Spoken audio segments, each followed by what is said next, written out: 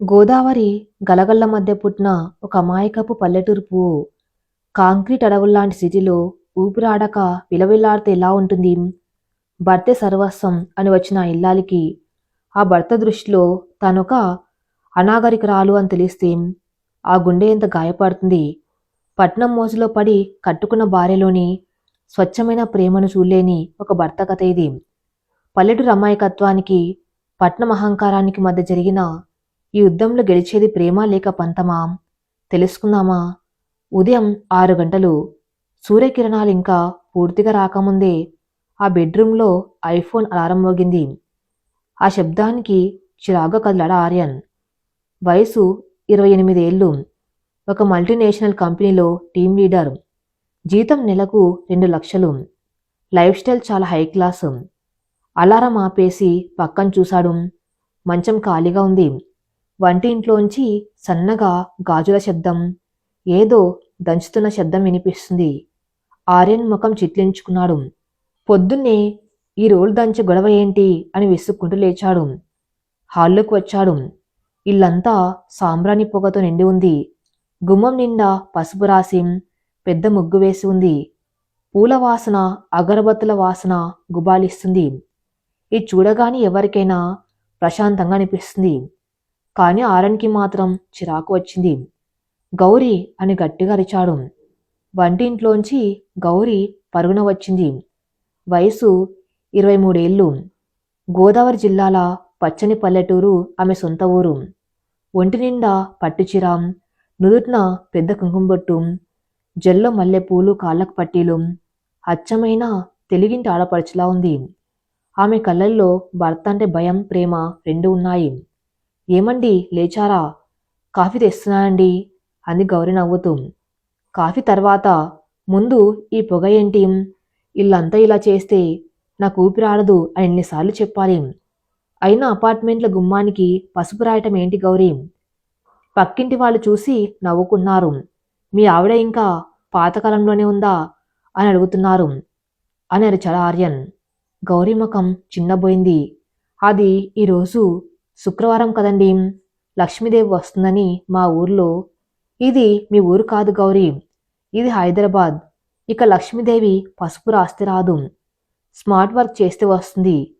కిటికీలు తెరువు, ముందు ఆ పొగ పోని అని ఆర్డర్ వేసి సోఫాలో కూలబడ్డాడు. గౌరీ మౌనంగా కిటికీలు తెరిచింది. ఆ మనసులో బాధ సుళ్ళు తిరుగుతుంది.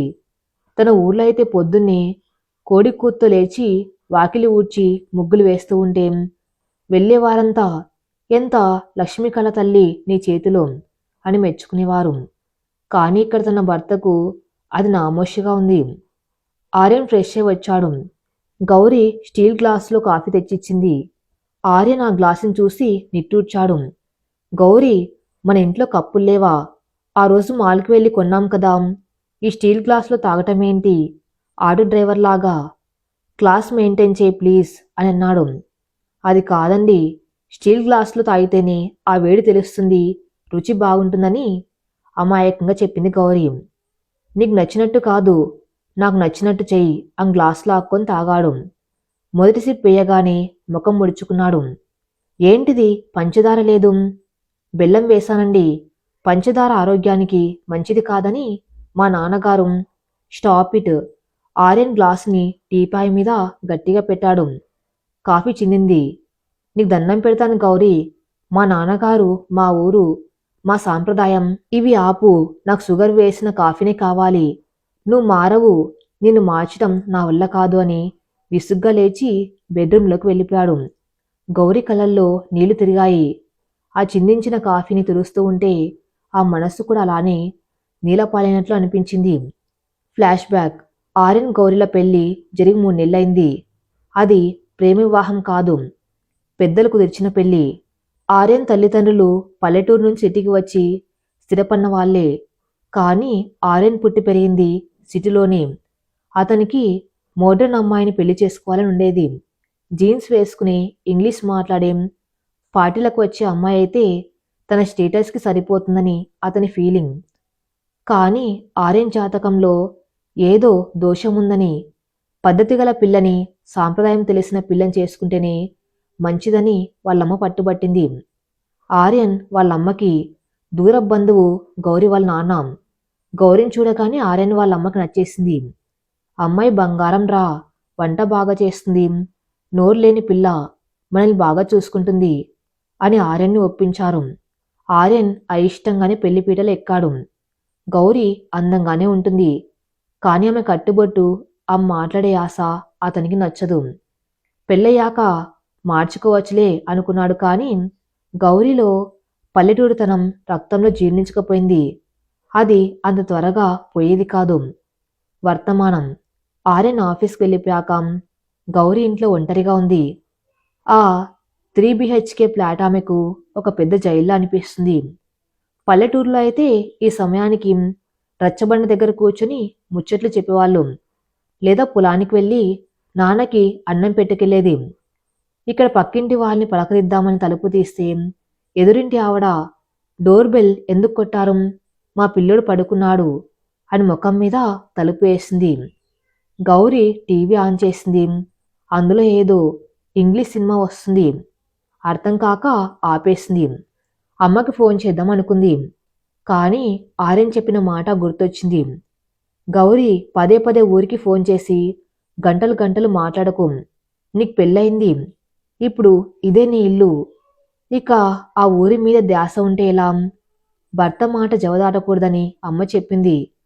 అందుకే ఫోన్ పక్కన పెట్టేసింది. సాయంత్రం ఆర్యన్ ఫోన్ చేశాడు. గౌరీ ఉత్సాహంగా లిఫ్ట్ చేసింది. హలో అండి, గౌరీ రెడీగా ఉండు, ఈరోజు సాయంత్రం మా కొలీగ్స్ కొంతమంది డిన్నర్కి వస్తున్నారు, ఒక 4 వస్తారు, మంచి వంటలు చెయ్యి ప్లీజ్, నా పరువు తీయకు, నీ నాటు వంటలు కాకుండా కొంచెం వెరైటీగా చెయ్యి అని చెప్పి ఫోన్ పెట్టేశాడు. గౌరికి కంగారు మొదలైంది. వెరైటీగా అంటే ఏం చేయాలి? ఆమెకు తెలిసింది గోంగూర పచ్చడి, గుత్తి వంకాయ పప్పుచారు, కోడి వేపుడు. అవే అద్భుతంగా చేయగలదు, కానీ ఆయనకి అవి నచ్చవు. యూట్యూబ్ చూసి paneer butter masala, fried rice చేయడానికి ప్రయత్నించింది, కానీ ఆమె దగ్గర సరైన సామాన్ లేవు.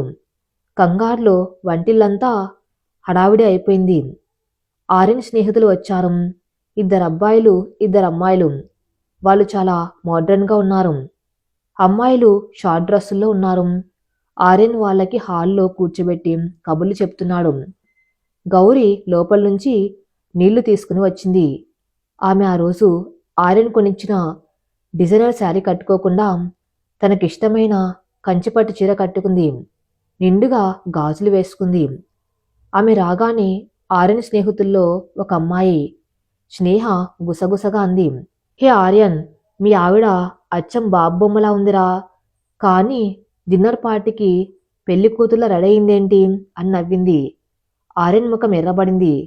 తను అంతేలే, సింపుల్గా ఉండటం రాదు అని కవర్ చేశాడు. గౌరీ అందరికి నీళ్ళిచ్చింది. నమస్కారం అండి అంది 2 చేతులు జోడించి. Hi Gauri, how are you అని అడిగాడు ఆర్యన్ ఫ్రెండ్ విక్కీ. గౌరికి ఇంగ్లీష్ రాదు. ఆమె ఆర్యన్ వైపు చూసింది. ఆర్యన్ చిరాగ్గా బాగున్నాను అని చెప్పు అన్నాడు. బాగున్నానన్నయ్య అంది గౌరీ. అందరూ ఒక్కసారిగా నవ్వారు. అన్నయ్య, హాహా, ఆర్యన్ మీ ఆవిడ విక్కిని అన్నయ్య అందిరాం, పాపం విక్కి ఫీల్ అవుతాడు అని స్నేహ జోక్ చేసింది. గౌరికి అర్థం కాలేదు. మన సాంప్రదాయంలో పరిచయం లేని మగవాళ్ళని అన్నయ్య అని పిలవటం గౌరవం కదా, వీళ్ళెందుకు నవ్వుతున్నారు? ఆమె కళ్ళల్లో నీళ్లు తిరిగాయి. భోజనాల సమయం. డైనింగ్ టేబుల్ మీద గౌరీ వండిన వంటలు సర్దింది. పన్నీర్ కూర కొంచెం మాడింది, ఫ్రైడ్ రైస్ ముద్దయింది, కానీ ఆమె చేసిన ఆవకాయ పచ్చడి, నెయ్యి మాత్రం గుమగుమలాడుతున్నాయి. స్నేహ పన్నీర్ కూర రుచి చూసి ముఖం చిట్లించింది. ఓ, ఇది కొంచెం డిఫరెంట్గా ఉంది అంది వెటకారంగా. ఆర్యన్ వెంటనే, సారీ గాయస్, తనింక నేర్చుకుంటుంది, మనం బయట నుంచి పిజ్జా ఆర్డర్ చేద్దాం అని అన్నాడు. అయ్యో వద్దండి, అన్నం ఉంది కదా, ఆవకాయ వేసుకొని తింటారా, మా అమ్మ పంపింది, చాలా బాగుంటుంది అంది గౌరీ ఆశగా. నో వే, ఆవకాయ తింటే రేపు మొహమంతా పింపుల్స్ వస్తాయి, పైగా స్మెల్ నాకు పడదు అంది స్నేహ. ఆర్యన్ గౌరీ వైపు కోపంగా చూశాడు. గౌరీ, నువ్వు లోపలికి వెళ్ళు, మేం చూసుకుంటామని అందరి ముందు అవమానించినట్లు చెప్పాడు. గౌరి తల వంచుకుని వంటింట్లోకి వెళ్ళిపోయింది. వాళ్ళు పిజ్జా ఆర్డర్ చేసుకుని నవ్వుకుంటూ ఆర్యన్ భార్య అమాయకత్వం మీద జోకులు వేసుకుంటూ తిన్నారు. గౌరి వంటింట్లో ఒక మూల కూర్చుని తను వండిన వంట వైపు చూస్తూ కన్నీళ్లు పెట్టుకుంది. నా వంటలో లోపముందా లేక నాలో లోపముందా అనే ప్రశ్న ఆమెను తొలిచివేస్తుంది. స్నేహితులు వెళ్ళిపోయారు. ఆర్యన్ హాల్లో ఉన్నాడు. గౌరీ డైనింగ్ టేబుల్ క్లీన్ చేస్తుంది. ఆర్యన్ ఆమె దగ్గరకు వచ్చాడు. నీకెన్నిసార్లు చెప్పాలి గౌరీ, నా ఫ్రెండ్స్ వచ్చినప్పుడు ఎలా బిహేవ్ చేయాలో తెలియదా? గౌరీ ఏడుస్తూ, నేను ఏ తప్పు చేశానండి? వచ్చిన వాళ్ళని గౌరవించాను, అన్నం పెట్టాను. అదే నీ తప్పు. అతి మర్యాద, అతి వినయం ఇక్కడ పనికిరాదు. అన్నయ్య అండమేంటి, పట్టుచీర కట్టుకోవడమేంటి? వాళ్ళ ముందు నన్ను జోకర్ని చేశావు. వాళ్ళు వెళ్తూ ఏమన్నారో తెలుసా? నీకు నీ భార్యకు అసలు సింక్ అవ్వడం లేదురా, ఎలా అడ్జస్ట్ అవుతున్నావు అని జాలిపడ్డారు. గౌరీ గుండె పగిలిపోయింది. నేను పల్లెటూరు దాన్నండి, నాకు మీ పట్నం పద్ధతులు తెలియవు. కానీ నా ప్రేమలో కల్మషం లేదు కదా. ప్రేమతో కడుపు నిండదు కదా గౌరీ. నాకు కావాల్సింది నా స్థాయికి తగ్గ భార్య. నలుగురిలోకి తీసుకువెళ్తే గర్వంగా ఉండాలి, కానీలా తల వంచుకునేలా కాదు. నువ్వు మారాలి. ఈ పల్లెటూరి వాసన వదిలించుకోవాలి. ఇంగ్లీష్ నేర్చుకో, డ్రెస్సింగ్ మార్చుకో, లేకపోతే మన మధ్య ఈ దూరం ఇలాగే పెరుగుతుంది అని సీరియస్గా వార్నింగ్ ఇచ్చి బెడ్రూమ్లోకి వెళ్ళిపోయాడు. ఆర్యన్ గదిలోకి వెళ్ళి తలుపు వేసుకున్నాడు. గౌరీ ఆగిపోయిన డైనింగ్ టేబుల్ దగ్గరే నించుండిపోయింది. కిటికీలోంచి బయట సిటీ లైట్లు కనిపిస్తున్నాయి. అవి ఆమెను వెక్కిరిస్తున్నట్లు ఉన్నాయి. నా భర్తకు నేను నచ్చటం లేదు, నా భాష నచ్చటం లేదు, నా కట్టు నచ్చటం లేదు. అసలు నేనెందుకు వచ్చాను ఇక్కడికి? గౌరీ బాల్కన్లోకి వెళ్ళింది. చల్లటి గాలి వేస్తుంది, కానీ అది గోదావరి గాల్లో హాయిగా లేదు, పొగతో నిన్న గాలి. ఆమెకు తన పుట్టినిల్లు గుర్తుకు వచ్చింది. నాన్న, అమ్మ, పొలం, పశువులు. అక్కడ తను ఒక రాణి, ఇక్కడ తను ఎవరికి నచ్చని పని మనిషి. ఆమె కళ్ళు తుడుచుకుంది. నేను మారాలా? ఆయన కోసం నా అస్తిత్వాన్ని చంపుకోవాలా, లేక నా ప్రేమతో ఆయన్ని గెలుచుకోవాలా? ఒకవైపు భర్త మీద ప్రేమ, మరోవైపు ఆత్మగౌరవం. ఈ రెండిటి మధ్య నలిగిపోతున్న గౌరీ ప్రయాణం ఇప్పుడే మొదలైంది. ఇది కేవలం ఆరంభం మాత్రమే. గౌరీ, త్వరగా రెడీ అవ్వమన్నాను కదా, ఇంకా పట్టిచీరలోనే ఉన్నావేంటి? ఆర్యన్ గొంతులో అసహనం. గౌరీ వంటింట్లోంచి బయటకు వచ్చింది. అంటే మనం గుడికి వెళ్తున్నాం అనుకున్నామండి అంది భయంగా. గుడి కాదు, మాల్కి. ఈరోజు నీ మేక్ ఓవర్ డే. నీ లుక్ మొత్తం మార్చేయాలి. ఈరోజు సాయంత్రం మా కంపెనీ యాన్యువల్ పార్టీ ఉంది. అక్కడ నా స్టేటస్కి తగ్గట్టు నువ్వు ఉండాలి. వెళ్ళి ఆ జీన్స్ టాప్ వేసుకో అని ఆర్డర్ వేశాడు ఆర్యన్. గౌరికి గుండె ఆగినంత పనైంది. జీన్సా?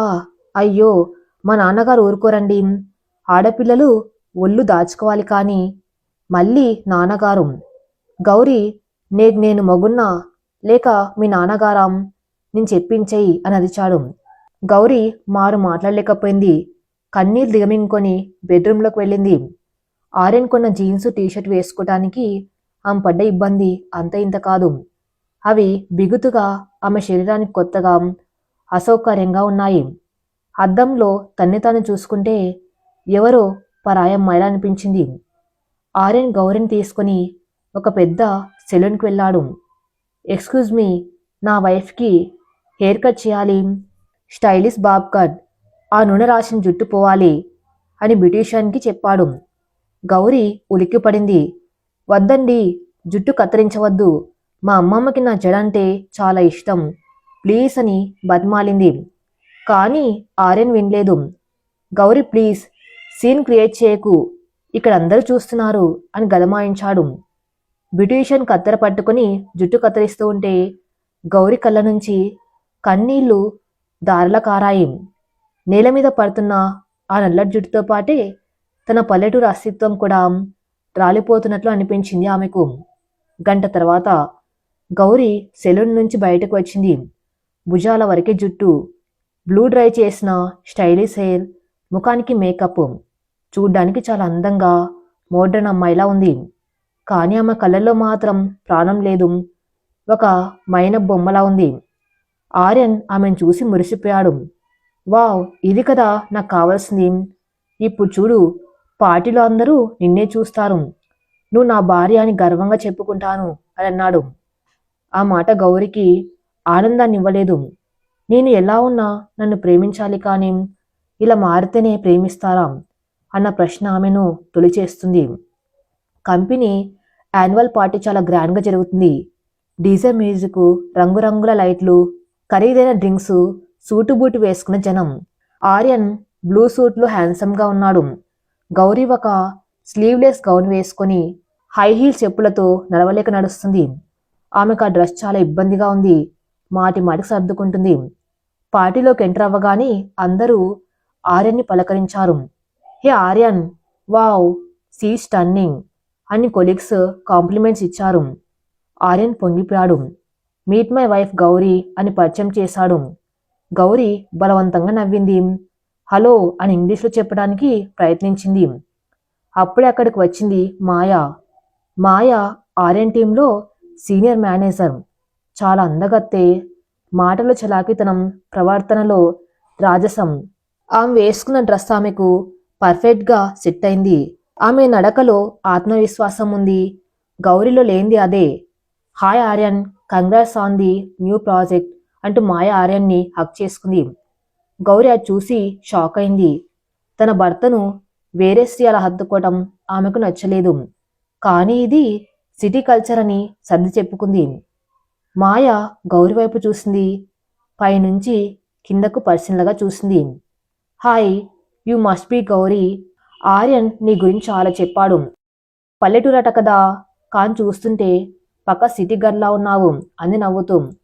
ఆ నవ్వులో వెటకారం లేదు, కానీ ఒక రకమైన ఆధిపత్యం ఉంది. అవును మాయా, నేను కొంచెం ట్రైన్ చేశాను తన్ని అన్నాడు ఆర్యన్ గర్వంగా. ట్రైన్ చేశావా? వైఫ్ని ట్రైన్ చేయటం ఏంటి ఆర్యన్? ఆమె ఏమైనా పెట్టా అని జోక్ చేసింది మాయా. అందరు నవ్వారు. ఆర్యన్కు నవ్వాడు. గౌరికి మాత్రం అవమానంగా అనిపించింది. తన్ని ఒక పెంపుడు జంతువుతో పోల్చారా? Dinner time. అందరూ రౌండ్ టేబుల్ చుట్టూ కూర్చున్నారు. ప్లేట్లలో కాంటినెంటల్ ఫుడ్ వడ్డించారు. ఫోర్క్, నైఫ్ ఉన్నాయి. గౌరికి చేతితో తినడమే వచ్చు. ఆ పరికరాలు ఎలా వాడాలో తెలియదు. ఆకలి వేస్తుంది కానీ తినలేకపోతుంది. చుట్టూ చూసింది. అందరు ఫోర్క్తో స్టైలిష్గా తింటున్నారు. ఆర్యన్ పక్కనే ఉన్న మాయతో బిజీగా మాట్లాడుతున్నాడు. Stock market trends, next US trip, ఇలా వాళ్ళ సంభాషణ సాగుతుంది. వారికి ఒక్క ముక్క అర్థం కావటం లేదు. ఆమె అక్కడ ఉన్నా లేనట్టే. ధైర్యం చేసి ఫోర్క్తో ఒక ముక్క తీసుకోవడానికి ప్రయత్నించింది. ఆ జారి ప్లేట్ నుంచి ఎగిరి పక్కనే ఉన్న మాయ డ్రెస్ మీద పడింది. సాస్ మరకైంది. ఓరి దేవుడా అని అరిచింది మాయ. హాల్ అంతా నిశ్శబ్దం. అందరూ గౌరీ వైపు చూశారు. ఆర్యన్ కోపంతో రగిలిపోయాడు. గౌరీ, ఏం చేస్తున్నావు? కనీసం తినడానికి కూడా రాదా అని అందరి ముందు గట్టిగా అరిచాడు. గౌరీ భయంతో వణికిపోయింది. సారీ, అది జారిపోయింది అని చెప్పబోయింది. మాయ టిష్యూతో తుడుచుకుంటూ, ఇట్స్ ఓకే ఆర్యన్, పాపం ఆమెకు అలవాట్లేదు కదా, విలేజ్ కదా, చేతు తినడమే అలవాటు ఉంటుంది. డోంట్ బ్లేమ్ హార్ అంది జాలిగా. ఆ జాలి గౌరీని మరింత కృంగదీసింది. విలేజ్ కదా అనే మాటలో ఎంత చిన్న చూపు ఉంది. Sorry Maya, I'm really sorry. నేను ఇప్పుడే వాష్రూమ్కి తీసుకువెళ్తాను అని ఆర్యన్ మాయని తీసుకుని వెళ్ళాడు. గౌరీ టేబుల్ దగ్గర ఒంటరిగా మిగిలిపోయింది. చుట్టూ ఉన్న వాళ్ళు గుసగుసలాడుకున్నారు. ఎంత బాగున్నా ఏం లాభం, క్లాస్ లేదు. ఆర్యన్ లాంటి వాడికి ఈ మెస్సలు సెట్ అవ్వలేదు. ఈ మాటలు గౌరీ చెవిలో సీసాలు పోసినట్లు ఉన్నాయి. ఆమెకు అక్కడి నుంచి పారిపోయాలనిపించింది. హై హీల్స్ వల్ల వేగంగా నడవలేక కాలి మడమ బెణికింది. అమ్మా అని కింద కూలబడిపోయింది. వెయిటర్లు వచ్చి లేపారు. ఆర్యన్ వాష్రూమ్ నుంచి తిరిగొచ్చి ఈ సీన్ చూశాడు. అతని ముఖం అవమానంతో ఎర్రబడింది. వచ్చి గౌరీ చేయి పట్టుకుని గట్టిగా లాక్కెళ్ళాడు. పద ఇంటికి, ఇక చాలు నువ్వు చేసిన రచ్చ అన్నాడు. కారులో భయంకరమైన నిశ్శబ్దం. ఆర్యన్ స్టీరింగ్ మీద గట్టిగా కొడుతున్నాడు. ఎందుకు గౌరీ, ఎందుకు నన్ను ఇలా టార్చర్ పెడుతున్నావు? సింపుల్గా తినడం రాదా? నడవటం రాదా? మాయ చూడు ఎంత గ్రేస్ఫుల్గా ఉందో. తన డ్రెస్ పాడైనా నన్ను ఓదార్చింది. అది మెచ్యూరిటీ అంటే. నీ దగ్గర ఏముంది? కేవలం అమాయకత్వం అనే ముసుగులో మూర్ఖత్వం తప్ప అని విరుచుకుపడ్డాడు. గౌరి కళ్ళల్లోంచి నీళ్లు ఆగటం లేదు. నన్ను క్షమించండి, నేను మీకు తగిందాన్ని కాదు. ఆ బట్టలు ఆ చెప్పులు నాకు అలవాటు లేవు. నన్ను నాలా ఉండనివ్వండి ప్లీజ్ అని వేడుకుంది. నాలా ఉండనివ్వండి అని చెప్పి పల్లెటూరు దానిలా ఉంటానంటే కుదరదు. నా సర్కిల్ వేరు, నా స్టేటస్ వేరు. నువ్వు మారకపోతే నేను నిన్ను ఎక్కడికి తీసుకెళ్లలేను. ఇంట్లోనే ఉండవలసి వస్తుంది అని ఆర్యన్ తీర్పు చెప్పాడు. ఇంటికి వచ్చాక గౌరి నేరుగా బెడ్రూమ్లోకి వెళ్ళి ఆ అసౌకర్యమైన గౌన్ని విసిరకొట్టింది. తను పాత కాటన్ చీర కట్టుకుంది. ముఖం కడుక్కుంది. అద్దంలో తన్ని తాను చూసుకుంది. జుట్టు లేదు కాని మనసు తేలికపడింది. ఈ కృత్రిమ జీవితం నా వల్ల కాదు అని గట్టిగా నిర్ణయించుకుంది. ఆర్యన్ బాల్కన్లో నించొని ఎవరితోనూ ఫోన్ మాట్లాడుతున్నాడు. గౌరీ నీళ్ళు తాగడానికి వెళ్తూ ఆ మాటలు వింది. మాయా, ఐఎమ్ సారీ అగైన్. గౌరీ చాలా ఇమ్మెచ్యూర్. నాకు కొన్నిసార్లు చాలా ఫ్రస్ట్రేషన్ వస్తుంది. నీలాంటి అమ్మాయి నా లైఫ్లో ఉంటే ఎంత బాగుండేదో. నువ్వు నన్ను అర్థం చేసుకున్నంతగా తను ఎప్పటికీ చేసుకోలేదు అని బాధపడుతున్నాడు. అవతల నుంచి మాయ నవ్వుతూ, రిలాక్స్ ఆర్యన్, నీ ఉన్నాను కదా నీకు. ఏ హెల్ప్ కావాలన్నా అడుగు. రేపు లంచ్ కలుద్దాం ఓకేనా అని చెప్పింది. ఆర్యన్ థ్యాంక్స్ మాయా, గుడ్ నైట్ అని ఫోన్ పెట్టాడు. గౌరీ గుండెలో రాయి పడినట్లయింది. తన భర్త పరాయి స్త్రీతో తన్ని పోల్చుకోవటమే కాకుండా ఆమెతోనే ఆనందంగా ఫీల్ అవుతున్నాడు. తనలో లోపాలు వెతుక్కున్నాడు కానీ తన ప్రేమని చూడ్డం లేదు. ఆ రాత్రి గౌరికి నిద్ర రాలేదు. ఆర్యన్ మాటలు, మాయ చూపులు, పార్టీలో అవమానం అన్నీ గుర్తొస్తున్నాయి. అప్పుడే ఆమెకు ఒక ఆలోచన వచ్చింది. ఆయనకు కావాల్సింది మోడ్రన్ భార్య కాదు, తను సపోర్ట్ చేసే పార్ట్నర్. ఆ మాయగారు ఇంగ్లీష్ మాట్లాడగలరు, ఫోర్క్తో తినగలరు. కానీ ఆర్యన్ గారికి నిజంగా ఏం కావాలో ఆమెకు తెలుసా? ఆయన ఆరోగ్యం, ఆయన అలవాట్లు నాకు తెలిసినంతగా ఎవరికీ తెలియవు. నీ మారవలసిన అవసరం లేదు. నా పద్ధతిలోనే నేను గెలవాలి. కానీ పరిస్థితి అంత సులభం కాదు. మరుసటి రోజు నుంచి ఆర్యన్ గౌరీతో మాట్లాడడం తగ్గించేశాడు. ఇంటికి లేటుగా రావటం మొదలుపెట్టాడు. వచ్చిన ప్రతిసారి మాయ ఈ ఐడియా ఇచ్చింది, మాయ ఈ గిఫ్ట్ ఇచ్చింది అని చెప్పడం మొదలుపెట్టాడు. గౌరీ గమనించింది. మాయ కేవలం కొలిగ్లా ఉండటం లేదు, ఆమె ఆర్యన్ జీవితంలోకి నెమ్మదిగా చొరబడుతుంది. ఆర్యన్ అమాయకత్వాన్ని ఆసరగా చేసుకుని మాయ ఏదో గేమ్ ఆడుతుందని గౌరీ కనిపించింది. ఒక ఆడదానికి మరో ఆడదాని కళ్ళల్లో ఉండే కుట్ర ఇట్టే తెలిసిపోతుంది. ఒక ఆదివారం మాయ ఆర్యన్ ఇంటికి వచ్చింది. ఆఫీస్ వర్క్ ఉంది అని చెప్పి వచ్చింది కానీ ఆమె ఉద్దేశం వేరు. హాయ్ గౌరీ, కాఫీ ఇస్తావా అని దర్జాగా సోఫాలో కూర్చొని అడిగింది. గౌరీ వంటింట్లోకి వెళ్ళింది. హాల్లో మాయ ఆర్యన్ పక్కన చాలా దగ్గరగా కూర్చుని ల్యాప్టాప్లో ఏదో చూపిస్తూ కావాలని ఆర్యన్ చేతిని తాకుతుంది. ఆర్యన్ అది గమనించడం లేదు, పనిలో పడిపోయాడు. కానీ వంటింటి కిటికీలోంచి గౌరీ అదంతా చూస్తుంది. ఆమెలో గోదావరి ఉగ్ర రూపం దాల్చింది. నా భర్తని నా నుంచి దూరం చేయాలని చూస్తున్నావా? నేను పల్లెటూరు దాన్ని కావచ్చు, కానీ నా తాళికున్న బలం ఏంటో చూపిస్తా అని గౌరీ శపథం చేసింది. రోజులు గడుస్తున్నాయి. ఆర్యన్ ఇంటి వాతావరణం పూర్తిగా మారిపోయింది. మాయ ఇప్పుడు ఆ ఇంటికి అతిథి కాదు, ఆ ఇంటి మీద పెత్తనం చెలాయించే స్థాయికి ఎదిగింది. ఉదయం ఆర్యన్ని పిక్ చేసుకోవడానికి రావటం, రాత్రి డ్రాప్ చేయటం, వీకెండ్స్లో పార్టీలని బయటకు తీసుకెళ్ళడం, ఇదంతా సర్వసాధారణమైపోయింది. గౌరీ ఆ ఇంట్లో ఒక నీడలా మిగిలిపోయింది. ఆర్యన్ ఆమెతో మాట్లాడడం దాదాపు మానేశాడు. కేవలం కాఫీ ఇవ్వు, బట్టలు ఉతుకు, ఇస్త్రీ చేయి వంటి ఆర్డర్లు మాత్రమే వేసేవాడు. ఒకరోజు సాయంత్రం మాయ ఆర్యన్ లివింగ్ రూమ్లో కూర్చొని ప్రాజెక్ట్ గురించి డిస్కస్ చేస్తున్నారు. ఆర్యన్, ఈసారి మన ప్రాజెక్టు సక్సెస్ అయితే మనమే కింగ్స్, ఆ ప్రమోషన్ నీదే అంది మాయ ఉత్సాహంగా రెడ్ వైన్ సిప్ చేస్తూ. అవును మాయా, దీనికోసమే కదా ఇన్నాళ్ళు కష్టపడ్డాం. ఈ రూరల్ కనెక్ట్ యాప్ ఐడియా అదిరిపోయింది అన్నాడు ఆర్యన్. గౌరీ వాళ్ళకి స్నాక్స్ తీసుకువచ్చింది. మాయ గౌరీని చూసి, thanks Gauri. By the way, నీకు ఇంగ్లీష్ రాదు కదా, మేం మాట్లాడుకునేది నీకు అర్థం కాలేదు. నువ్వు వెళ్ళి నీ సీరియల్స్ చూసుకో అంది వెటకారంగా. ఆర్యన్ నవ్వాడు. అవును గౌరీ, నీకు ఈ బిజినెస్ విషయాలెందుకు, వెళ్ళి ఆ వంటింట్లో పని చేసుకో అన్నాడు. గౌరీ మనసు చివుక్కుమంది. కానీ ఆమెలో ఇప్పుడు బాధ కంటే ఆత్మాభిమానం ఎక్కువైంది. మారు మాట్లాడకుండా లోపలికి వెళ్ళిపోయింది. కానీ ఆమెకు ఒక విషయం అర్థమైంది. వీళ్ళు ఏదో పల్లెటూరు ప్రాజెక్టు గురించి మాట్లాడుతున్నారు. పల్లెటూరి వాళ్ళ గురించి పల్లెటూరు దానికంటే పట్నం వాళ్ళకేం తెలుస్తుంది అనే సందేహం ఆమెలో కలిగింది. ఆర్యన్ మాయ కలిసి బయట డిన్నర్కి వెళ్లారు. అక్కడేదో కొత్త రకం సీ ఫుడ్ టైప్ చేశారు. ఇంటికి వచ్చాక ఆర్యన్కి కడుపులో తిప్పటం మొదలైంది. అర్ధరాత్రి 2 గంటలకి పరిస్థితి విషమించింది. విపరీతమైన వాంతులు, ఫుడ్ పాయిజనింగ్, ఒళ్ళు కాలిపోతుంది. ఆర్యన్ లేవలేని స్థితిలో ఉన్నాడు. అమ్మ గౌరీ అని నీరసంగా పిలిచాడు. గౌరీ పక్క గదిలో పడుకుంది. పిలుపు వినగానే ఉలిక్కిపడి లేచింది. పరుగున వచ్చింది. ఆర్యన్ పరిస్థితి చూసి కంగారు పడింది. ఏమండి ఏమైంది అని నుదురు ముట్టుకుంది. కాలిపోతుంది.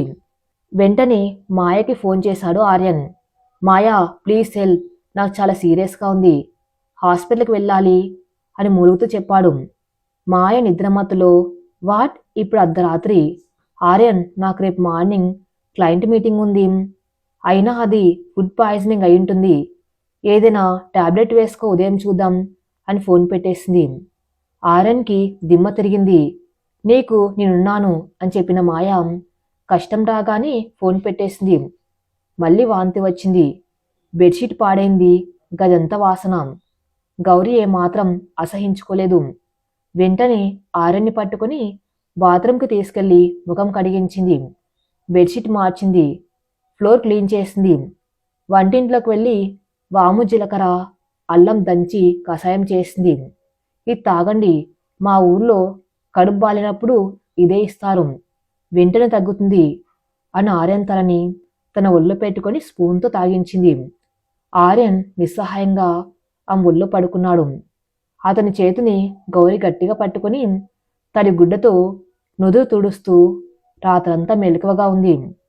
ఆమె స్పర్శలో ఉన్న ప్రేమ, ఆ చేతి కషాయంలో ఉన్న వైద్యం ఆర్యన్కి ఏ కార్పొరేట్ హాస్పిటల్ ఇవ్వలేని ఉపశమనాన్ని ఇచ్చాయి. తెల్లవారుజామున ఆర్యన్కి జ్వరం తగ్గింది. కళ్ళు తెరిచి చూశాడు. గౌరీ కూర్చులో కూర్చుని తల వాల్చి నిద్రపోతుంది. ఆమె చేతిలో ఇంకా తడిగుడ్డ ఉంది. ఆర్యన్ మనసులో ఏదో కదిలింది. చీ, వామిటింగ్ స్మెల్ అంతను అసహించుకుంటుంది అనుకున్నాడు. కానీ తను కన్న తల్లిలా సేవ చేసింది. మాయ కనీసం చూడ్డానికి కూడా రాలేదు. అందం అనేది ముఖంలో కాదు, మనసులో ఉంటుంది అన్న మాట ఆర్యన్కి మొదటిసారి గుర్తొచ్చింది. 2 రోజుల తర్వాత ఆఫీస్ క్రైసిస్. ఆర్యన్ రికవర్ అయ్యాడు. కానీ ఆఫీస్లో పెద్ద సమస్య వచ్చి పడింది. ఆర్యన్ కంపెనీ ఒక కొత్త యాప్ లాంచ్ చేస్తుంది. అది రైతుల కోసం. రైతులు తమ పంటను నేరుగా అమ్ముకోవటానికి డిజైన్ చేసిన యాప్ అది. కానీ టెస్టింగ్ దశలో అది అటర్ ఫ్లాప్ అయింది. రైతులెవరూ ఆ యాప్ వాడడం లేదు. వాళ్ళకది అర్థం కావటం లేదు. కంపెనీ సీఈఓ ఆర్యన్ని మాయని పిలిచి గట్టిగా క్లాస్ పీకాడు. 2 కోట్లు ఖర్చు పెట్టి చేసిన యాప్ అది. ఒక్క రైతు కూడా డౌన్లోడ్ చేసుకోలేకపోతే ఎలా? వారం రోజుల్లో సొల్యూషన్ చూపించకపోతే మీ 2 జాబ్స్ పోతాయి అని వార్నింగ్ ఇచ్చాడు. ఇంటికి వచ్చిన ఆర్యన్ తల పట్టుకుని కూర్చున్నాడు. మాయ కూడా వచ్చింది. మాయ, అసలు ఎక్కడ తప్పు జరుగుతుంది? గ్రాఫిక్స్ బాగున్నాయి, ఇంగ్లీష్ ఫాంట్ స్టైలిష్గా ఉంది, ఫీచర్స్ బాగున్నాయి, అయినా ఆ పల్లెటూరు వాళ్ళకి ఎందుకు నచ్చటం లేదు అని ఆర్యన్ ఫ్రస్ట్రేషన్లో ఉన్నాడు. అదే కదా ఆర్యన్, ఆ విలేజ్ బ్యాచ్కి టెక్నాలజీ విలువ తెలియదు, వాళ్ళు ఎప్పటికీ మారరు, మనం వాళ్ళని ఎడ్యుకేట్ చేయడానికి వర్క్షాప్స్ పెడదాం అని సలహా ఇచ్చింది మాయ. వీళ్ళ గొడవ వింటున్న గౌరీ నెమ్మదిగా కాఫీ తీసుకుని వచ్చింది. ల్యాప్టాప్ స్క్రీన్ మీద ఆ యాప్ డిజైన్ కనిపించింది. అందులో అంతా ఇంగ్లీష్ రాతలు, చిన్న చిన్న బటన్లు, రకరకాల రంగులు ఉన్నాయి. గౌరి అమాయకంగా, ఏమండి, ఇది రైతుల కోసమేనా అని అడిగింది. ఆర్యన్ చిరాగ్గా, అవును గౌరీ, నీకు అర్థం కాదులే వెళ్ళు. కాదండి, మా నాన్నగారు రైతు కదా, ఆయనకి ఇంగ్లీష్ రాదు. కళ్ళద్దాలు లేకపోతే చిన్న అక్షరాలు కనిపించవు. ఇందులో అంతా ఇంగ్లీష్ రాసి ఉంది. పైగా బటన్లు చాలా చిన్నగా ఉన్నాయి. ఆయన బొటన వేలు ఆ బటన్ మీద పెడితే పక్క బటన్ కూడా నొక్కుకుపోతుంది అని చెప్పింది. ఆర్యన్ మాయ ఒక్కసారిగా ఆమె వైపు చూశారు. ఏంటి, మళ్ళీ చెప్పు అడిగాడు ఆర్యన్. గౌరి ధైర్యం తెచ్చుకొని చెప్పింది. మా ఊళ్ళో రైతులకి చదువు తక్కువండి. వాళ్ళు రంగుల్ని బొమ్మల్ని గుర్తుపడతారు కానీ అక్షరాల్ని కాదు. మీరు సెల్ అని ఇంగ్లీష్లో రాస్తే వాళ్ళకి అర్థం కాదు. అదే అక్కడ ఒక డబ్బుల సంచి బొమ్మ లేదా చేతిలో పంట బొమ్మ పెడితే ఓ ఇది అమ్మటానికి అని అర్థం చేసుకుంటారు. అలాగే వాళ్ళు వేళ్ళు గట్టిగా లావుగా ఉంటాయి. కష్టపడి పనిచేస్తారు కదా. మీ ఫోన్లో బటన్లు చాలా చిన్నగా ఉన్నాయి. వాళ్ళు నొక్కలేరు. అన్నిటికంటే ముఖ్యం, ఈ యాప్లో మనిషి గొంతు వినిపిస్తే బాగుంటుంది. చదవడం కంటే వినడం వాళ్ళకి సులభం కదా. గౌరి చెప్పిన మాటలు ఆర్యన్ మొదల్లో లైట్ వెలిగించాయి. వాయిస్ అసిస్టెన్స్ మరియు ఐకాన్ బేస్డ్ యూఐ, ఇంత సింపుల్ లాజిక్ని తాము ఎలా మిస్ అయ్యాము? ఐఐటి ఐఎం చదివిన తమ బుర్రలకి తట్టని విషయం 5వ తరగతి చదివిన గౌరికి ఎలా తట్టింది? మాయ మాత్రం ఈషతో రగిలిపోతుంది. ఓహో, ఇప్పుడు ఈమె చెప్పిన ఐడియా మనం ఫాలో అవ్వాలా? Aryan see just a village girl, ఇది కార్పొరేట్ స్టాండర్డ్స్కి తగదు అని కొట్టిపారేసింది. కానీ ఆర్యన్ ఈసారి మాయ మాట వినలేదు. నో మాయా, తను చెప్పింది కరెక్ట్. మనం user point of view miss అయ్యాం. రైతుల సమస్య రైతు బిడ్డకి తెలుస్తుంది. గౌరి చెప్పింది ప్రాక్టికల్ సొల్యూషన్ అని అన్నాడు. వెంటనే ఆర్యన్ తన టీంకి కాల్ చేసి మార్పులు చెప్పాడు. ఇంగ్లీష్ తీసేసి లోకల్ లాంగ్వేజ్ తెలుగు పెట్టారు. అక్షరాల బదులు పెద్ద పెద్ద ఐకాన్స్ పెట్టారు. మైక్ బటన్ నొక్కి మాట్లాడితే యాప్ పనిచేసేలా మార్చారు. వారం రోజుల తర్వాత ప్రజెంటేషన్ డే. సీఈఓ ఆఫీసు అందరూ టెన్షన్గా ఉన్నారు. ఆర్యన్ కొత్త వర్షన్ డెమో ఇచ్చాడు. ఒక ముసలి రైతు యాప్ని సులభంగా వాడడం వీడియో చూపించాడు. సీఈఓ లేచి నించొని చప్పట్లు కొట్టాడు. Brilliant Aryan, this is revolution. అసలు ఈ వాయిస్ అండ్ ఐకాన్ ఐడియా ఎవరిది? ఇన్నాళ్ళు మనం టెక్నాలజీ గురించి ఆలోచించాం కానీ మనుషుల గురించి ఆలోచించలేదు. హూ గేవ్ దిస్ ఐడియా అని అడిగాడు. పక్కనే ఉన్న మాయ వెంటనే ముందుకొచ్చింది. సార్, ఇది మా టీం వర్క్, మేము చాలా రీసెర్చ్ చేసి అని క్రెడిట్ కొట్టేయటానికి ప్రయత్నించింది. ఆర్యన్ మాయను చూశాడు. ఆమె కళ్ళల్లో స్వార్థం స్పష్టంగా కనిపించింది. ఆపద వచ్చినప్పుడు పారిపోయింది. ఇప్పుడు గెలుపు రాగానే క్రెడిట్ కోసం ముందుకొచ్చింది.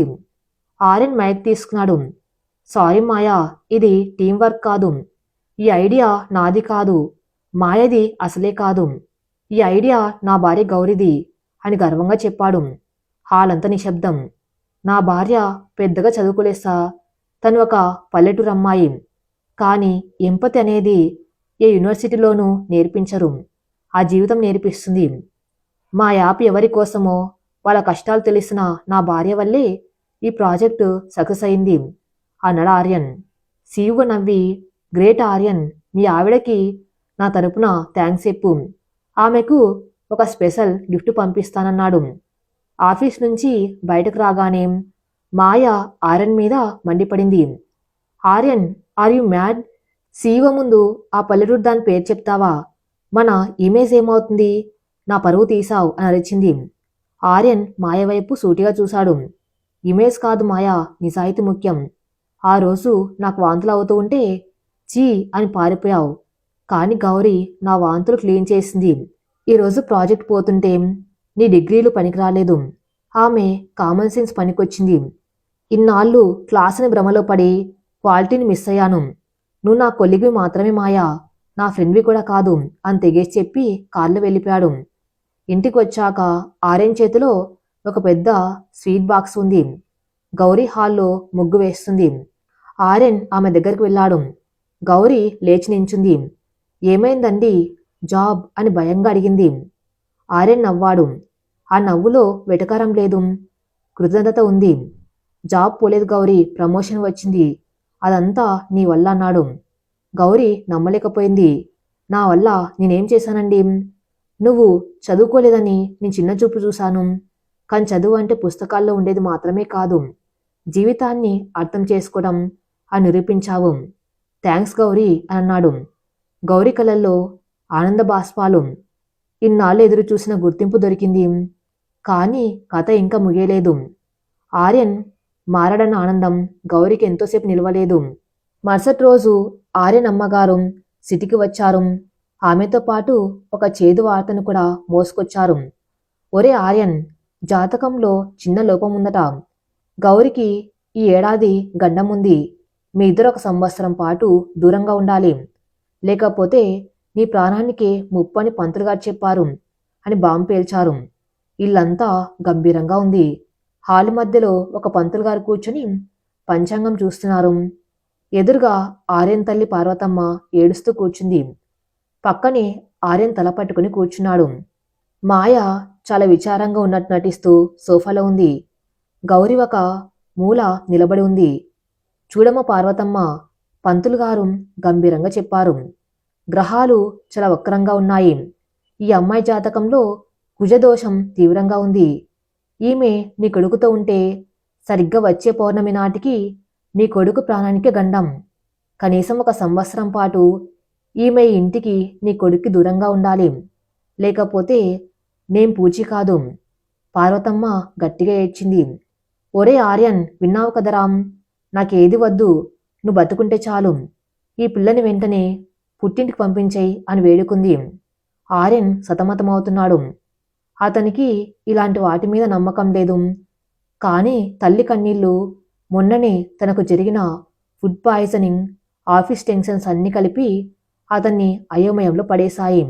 అమ్మా, ఇదంతా మూఢనమ్మకం అమ్మా, డాక్టర్లున్నారు కదా అని సర్ది చెప్పబోయాడు. అప్పుడే మాయ కల్పించుకొని, ఆర్యన్, ప్రాక్టికల్గా ఆలోచించు. ఆంటీ నీ మంచి కోసమేగా చెప్తుంది, రిస్క్ ఎందుకు? గౌరిని 1 ఏడాది వాళ్ళ ఊర్లో ఉండమని చెప్పు. మనం వీకెండ్స్లో వెళ్ళి చూసి రావచ్చు కదా. ప్రాణం కంటే ఏది ముఖ్యం కాదు కదా అని పుల్ల వేసింది. గౌరి మాయ వైపు చూసింది. మాయ కళ్ళల్లో ఒక విజయగర్వం కనిపించింది. ఓహో, ఇదంతా ఈ ప్లానేనా అని గౌరికి అనుమానం వచ్చింది. ఎందుకంటే పెళ్లికి ముందు పంతులుగా జాతకాలు చూసే పెళ్లి చేశారు. అప్పుడు లేని దోషం ఇప్పుడు అకస్మాత్తుగా ఎలా వచ్చింది? ఆర్యన్ గౌరి దగ్గరికి వచ్చాడు. కళ్ళలో నిస్సహాయత. గౌరీ, అమ్మ భయపడుతుంది, ప్లీజ్ అర్థం చేసుకో. కొన్ని రోజులు అని నసిగాడు. గౌరీ నవ్వింది, ఒక విరక్తి నవ్వు. అర్థమైందండి, మీ అమ్మగారికి మీ ప్రాణం ముఖ్యం, నాకు మీ సంతోషం ముఖ్యం, నేను వెళ్ళిపోతాను అని అంది. పార్వతమ్మ ఊపిరి పీల్చుకుంది. మాయ సంతోషాన్ని దాచుకోలేకపోయింది.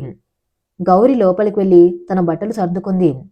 సూట్ కేస్ తీసుకుని బయటకు వచ్చింది. అందరూ ఆమె వెళ్ళిపోతుందని అనుకున్నారు. కానీ గౌరి పంతులుగారి దగ్గరికి వచ్చి ఆగింది. పంతులుగారు, ఒక చిన్న సందేహం అంది అమాయకంగా. అడుగు తల్లి అన్నాడు పంతులు. మీరు మా ఆయనకు గండం ఉంది అన్నారు కదా, మరి మా ఊర్లో ఇలాంటి దోషం ఉంటే భార్య చేత సత్యప్రమాణ పూజ చేయిస్తారు. అది చేస్తే యముడు కూడా వెనక్కి వెళ్తారంటారు. నేను వెళ్లే ముందు ఈ పూజ చేసి వెళ్తాను. దానికి మీ మంత్రాలు అవసరం లేదు, కేవలం నిజం చెప్తే చాలు అని అంది. ఆర్యన్, పార్వతమ్మ ఆశ్చర్యంగా చూశారు. మాయకి చెమటలు పట్టాయి. ఏంటి ఆ పూజ అని అడిగింది పార్వతమ్మ. గౌరి వంటింట్లోకి వెళ్ళి హారతి పళ్ళం తెచ్చింది. అందులో కర్పూరం వెలిగించింది. ఆ మండుతున్న కర్పూరాన్ని చేతిలో పట్టుకోలేదు, కానీ పంతులుగారి ముందు పెట్టింది. పంతులుగారు, ఈ అగ్ని సాక్షిగా చెప్పండి, నా జాతకంలో నిజంగానే దోషముందా, లేక ఎవరైనా డబ్బులిచ్చినా చెప్పమన్నారా? అబద్ధం చెప్తే ఈ అగ్ని సాక్షిగా మీ వంశమే నాశనమవుతుంది అని మా ఊర్లో అంటారు అని గట్టిగా చెప్పింది. పంతులుగారు వణికిపోయారు. ఆయన ఒక బ్రోకరు, మాయ డబ్బులిచ్చి సెట్ చేసిన వ్యక్తి. ఇలాంటి శాపనార్థాలు, సెంటిమెంట్లు అంటే ఆయనకు భయం. అది అది అమ్మగారు అని తడబడ్డాడు. గౌరి వెంటనే ఆర్యన్ వైపు తిరిగింది. ఏమండి, మీకు గుర్తుందా, పెళ్లికి ముందు మన జాతకాలు చూసిన సిద్ధాంతి గారు ఈ జంట 100 ఏళ్ళు చల్లగా ఉంటుందని చెప్పారు. అప్పుడు లేని కుజదోషం ఇప్పుడు ఎలా వచ్చింది? అయినా నిన్న సాయంత్రం మాయగారు బాల్కాన్లో ఫోన్ మాట్లాడుతూ, గురీజీ రేపు ఉదయం 9 గంటలకు రండి, 50,000 ఇస్తాను అని అనడం నేను విన్నాను. అది ఏ గురీజ్ అండి అని మాయ వైపు వేలు చూపించింది. మాయ షాక్ అయింది. వాట్, నేనెప్పుడన్నాను? ఆర్ యు లయింగ్ అని అరిచింది. గౌరి ప్రశాంతంగా తన నడుముకి ఉన్న చిన్న కీప్యాడ్ ఫోన్ తీసింది. మా నాన్నగారు చెప్పారండి, సాక్ష్యం లేందే ఏది మాట్లాడకూడదని. నిన్న మీరు బాల్కన్లో మాట్లాడుతున్నప్పుడు నేను తులసి మొక్కకి నీళ్లు పోస్తూ రికార్డ్ చేశాను, వినండి అని స్పీకర్ ఆన్ చేసింది. Audio clip. హాల్లో పంతులు గారు, ఆర్యన్ వాళ్ళమ్మ చాలా అమాయకురాలు. నేను చెప్పినట్టు భయపెట్టండి. ఆ గౌరిని ఊరికి పంపించేయాలి. పనయ్యాక 50,000 గూగుల్ పే చేస్తాను. హాల్ మొత్తం నిశ్శబ్దం. ఆర్యన్ మొహం కోపంతో ఎర్రబడింది. పార్వతమ్మ నోట మాట రాలేదు. పంతులు గారు వెంటనే కాళ్ళ మీద పడ్డారు. నన్ను క్షమించండి బాబు, ఈ మేడం డబ్బులిస్తానంటే చేశాను. అమ్మాయి గారి జాతకం బంగారం, ఆమె ఉంటే మీకే మంచిది. ఆ నిజం కక్కేశాడు. ఆర్యన్ మాయ దగ్గరికి వెళ్ళాడు. మాయ భయంతో వెనక్కి తగ్గింది. ఆర్యన్ లిజన్, నిన్ని మంచి కోసమే. ష్! ఆర్యన్ గట్టిగా అరిచాడు. ఆ అరుపుకి కిటికీలు కూడా దద్దరిల్లాయి. నా మంచి కోసమా? నా కాపురం కూల్చడం నా మంచి కోసమా? మూఢనమ్మకాన్ని అడ్డం పెట్టుకుని నా తల్లి ఎమోషన్స్తో ఆడుకుంటావా? చీ, నువ్వింత దిగజారిపోతావని నేను ఊహించలేదు Maya. Aryan, I love you. ఈ పల్లెటూరు దానికంటే నేనే నీకు బెస్ట్ మ్యాచ్. తను నీకు ఏం చేస్తుంది? కేవలం వంట, సేవ తప్ప.